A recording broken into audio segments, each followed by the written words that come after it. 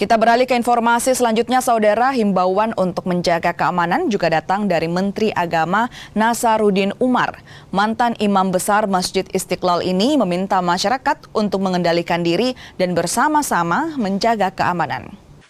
Himbauan menjaga keamanan ini disampaikan Menteri Agama Nasaruddin Umar saat melayat ke rumah duka salah satu korban tewas akibat demo ricuh di Makassar, Muhammad Akbar Basri.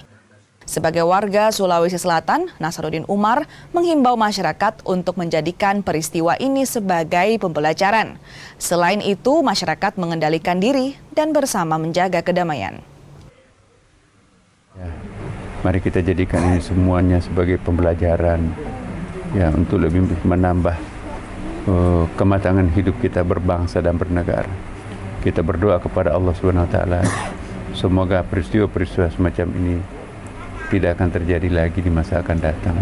Dan mudah-mudahan Allah memberikan limpahan rahmatnya sehingga menuntun bangsa ini untuk lebih dewasa dengan adanya peristiwa-peristiwa seperti ini.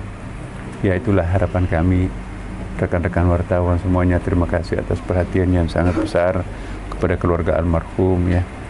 Dan mari kita mencari solusi yang lebih baik, yang lebih menenangkan, menyejukkan kita semuanya.